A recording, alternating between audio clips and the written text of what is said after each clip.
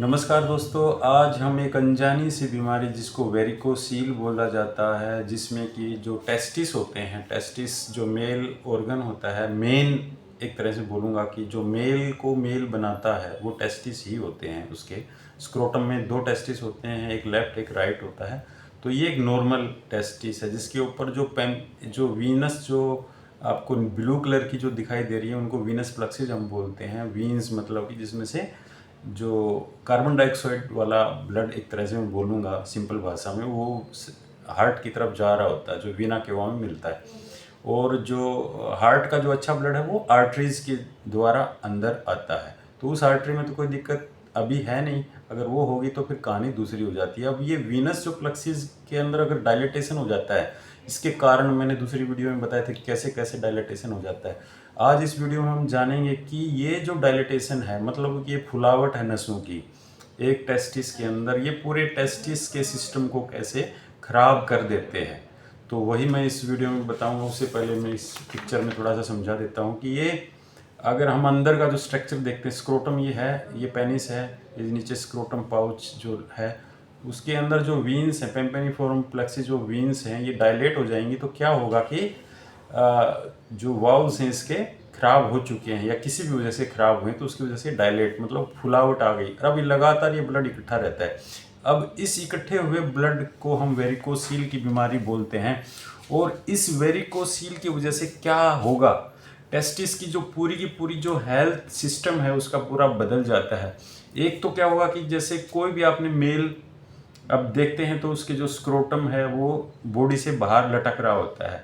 अब इसी से आपको अंदाजा होगा कि ये बाहर क्यों लटकता है, क्योंकि जो प्रकृति ने बनाया है हमें, नेचर ने जैसे हमें बनाया है, तो उसमें क्या होता है, जो स्पर्म्स जो पैदा होंगे, जो गेमेटोजेनेसिस जो नॉर्मल अवस्था में होगा, वो बॉडी टेम्परेचर से लगभग 2-2.5 डिग्री अगर टेस्टिस का टेम्परेचर कम होगा तभी वो ढंग से पनप पाते हैं, बन पाते हैं। दूसरी बात क्या है कि इसीलिए ये पाउच के अंदर होते हैं, हमारे जो कोर बॉडी टेम्परेचर होता है उससे दूर होते हैं। किसी भी मेल में आपने देखा होगा, चाहे वो कोई जानवर है या पुरुष है, चाहे वो शेर है, चाहे वो ऑक्स है, मेल जैसे आपने कोई भी जीव जंतु देखा हो तो उसके जो स्क्रोटम बाहर लटक रहा होता है, उसके अंदर टेस्टिकल्स दो जो गोलाकार जो ऑर्गन्स होते हैं उनको टेस्टिकल्स बोलते हैं, लेफ्ट एंड राइट दो होते हैं।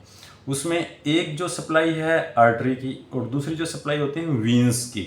अब अगर इन वीन्स के अंदर कोई रुकावट है तब क्या होता है कि एक तो यहाँ का टेम्परेचर हाई हो जाता है। अब हाई टेम्परेचर की वजह से क्या होगा कि जो टेस्टिस की जो अंदरूनी फिजियोलॉजी है और जो उसकी एक बायोकेमिस्ट्री वो पूरी तरह से डिस्टर्ब हो जाती है। अब वो कैसे डिस्टर्ब होती है मैं स्टेप वाइज बताता हूँ। सबसे पहले तो है टेम्परेचर।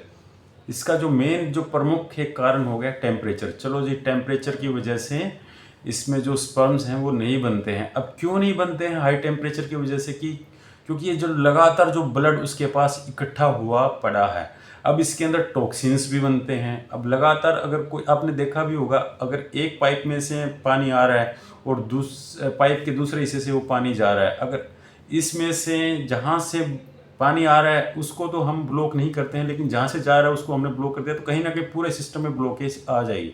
अगर वो ब्लॉकेज आ गई, अगर इस ब्लड वाले सिस्टम में जो टेस्टिस के साथ में जो सप्लाई होती है आर्टरी और वीनस की, अब वीनस सिस्टम में अगर ब्लॉकेज है या वो बैक फ्लो अगर वो मार रहा है तो उससे क्या होगा, ब्लड लगातार इकट्ठा रहेगा। और ब्लड लगातार इकट्ठा रहने से ब्लड के अंदर जो विद्यमान एंजाइम्स होते हैं वो पूरा एक तरह से ऑक्सीडेटिव, जो ऑक्सीजन जो जानी चाहिए थी एक मोलिकुलर फॉर्म में, वो पूरी तरह से उसके एंजाइम्स बदल जाते हैं और रिएक्टिव ऑक्सीजन रेडिकल्स पैदा होने लगते हैं, नंबर एक। दूसरा क्या होगा कि उसके अंदर लगातार कार्बन डाइऑक्साइड की मात्रा ज़्यादा होगी तो उसकी एसिडिटी भी ज़्यादा होगी बाकी ब्लड के मुकाबले।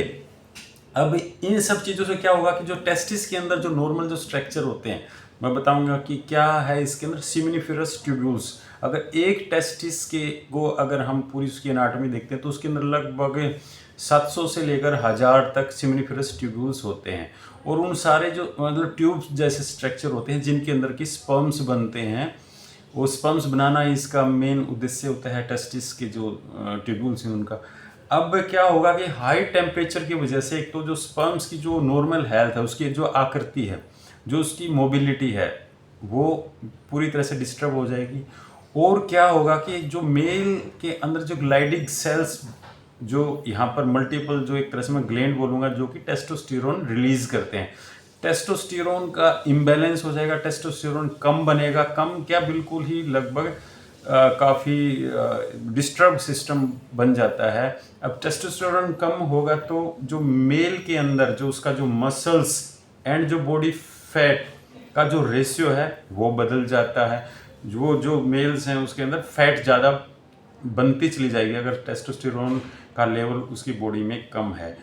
उसके अलावा टेस्टिस के अंदर कौन कौन से हार्मोन्स पैदा होते हैं? एंटी भी जो लोकल जो हार्मोन्स है वो पैदा कर रही हैं सर्टोली सेल्स भी एक एनाटॉमिकल जो एक पार्ट होता है इस टेस्टिस का, वो भी पूरी तरह से डिस्टर्ब हो जाती है, उसका भी न्यूट्रिशन प्रॉपर नहीं हो पा रहा है, उसके पास भी टॉक्सिन्स इकट्ठे हो रहे हैं। तो जो सर्टोली सेल जो स्पर्म्स को मैच्योर कर रही है, स्पर्म्स जो वहाँ पे पैदा हो रहे हैं टेस्टिस के अंदर, तो वो सर्टोली सेल के पास जा करके अपना प्रॉपर न्यूट्रिशन या फिर मैच्योरेशन कर रहे होते हैं। जैसे कि एक स्पर्म को बनने में लगभग 2.5 महीना लगता है पूरी तरह से स्पर्मेटोजेनेसिस स्टार्ट होने से लेकर पूरा मैच्योर स्पर्म वहाँ पर बनेगा तब तक।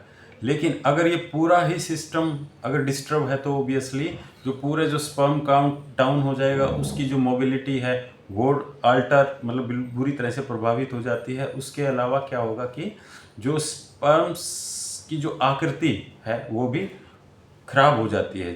ठीक है, अब उसके अलावा जो बाकी जो हार्मोन्स हैं वो भी जो डिस्टर्ब हो जाते हैं, मैं उनके भी नाम बताऊंगा आपको। एक सबसे पहले तो मैं बताया कि टेस्टोस्टेरोन है, उसके अलावा इनहिबिन भी एक हार्मोन होता है जो सर्टोली सेल बनाती हैं। एंटीमुलेरियन का मैंने बताया, ट्रांसफेरिन, सिरुलोप्लाज्मिन। उसके अलावा एंड्रोजन बाइंडिंग प्रोटीन्स भी कुछ वहाँ पर हमारे टेस्टिस के अंदर जनरेट होते हैं, वो भी डिस्टर्ब हो जाते हैं। तो वेरिकोसील एक छोटी सी समस्या है जिसको ज़्यादातर लोग आइडेंटिफाई भी नहीं कर पाते हैं और लगभग 15 से 20% पुरुषों में पाई जाती है। उसका ट्रीटमेंट की जो बात है वो हम बाद में करेंगे, अलग अलग वीडियोस में करेंगे। लेकिन आज अगर मैं इस वीडियो में ये जो पार्ट्स जो मैं बता रहा हूँ ये बहुत बहुत ही महत्वपूर्ण है, क्योंकि जो टेस्टिस की अगर हेल्थ ही अच्छी नहीं होगी तो जिस मेल के साथ ये प्रॉब्लम है उसकी हेल्थ कैसे अच्छी होगी। अब टेस्टोस्टेरोन का अगर लेवल कम है तो उसकी लिबिडो भी कम होगी। लिबिडो मतलब जो सेक्सुअल ड्राइव है, उसकी जो इच्छा है सेक्स की, वो भी काफ़ी हद तक इनहिबिट हो जाती है, ख़त्म ही हो जाती है लगभग। उसके अलावा क्या होगा कि जो उसका जो बॉडी की जो नॉर्मल एक एक्टिविटी होनी थी, मसल्स मास का जो, बिकॉज टेस्टोस्टेरोन है वो क्या है, एंड्रोजन एक हार्मोन है, एनाबॉलिक है, जो बॉडी का जो मसल्स जो पावर है उसको बढ़ाता है। अगर वो पूरे के पूरा हार्मोन ही नहीं है, जनरेट ही नहीं हो रहा है, क्योंकि जहाँ हार्मोन जनरेट हो रहा था जो लैडिक सेल्स हैं वो ही पूरी तरह से बर्बाद हो चुकी हैं, तो टेस्टोस्टेरोन कैसे प्रॉपर मात्रा में बनेगा।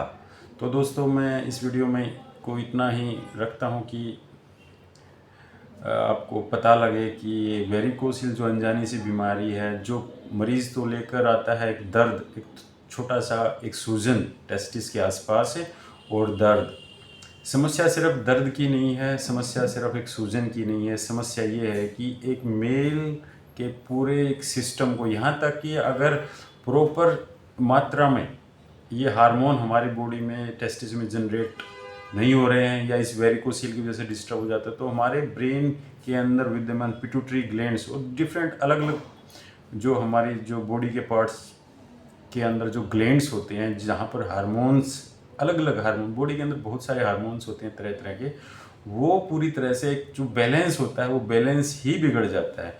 तो वेरिकोसील एक छोटी सी अनजानी सी बीमारी है, लेकिन जो इसका जो साइड इफ़ेक्ट है वो काफ़ी दूर तक है, एक तरह से पूरी बॉडी के अंदर पूरी बॉडी का सिस्टम को डिस्टर्ब कर देता है। साथ ही साथ इनफर्टिलिटी की जो मेल इनफर्टिलिटी, जो पुरुष की शुक्राणु कम होने की जो स्थिति में जो इनफर्टिलिटी जो कपल्स होते हैं हमारे पास जो आते हैं, उसमें भी जब मेल्स को हम देखते हैं तो मेल इनफर्टिलिटी का 80% कारण ये वेरिकोसील ही होते हैं।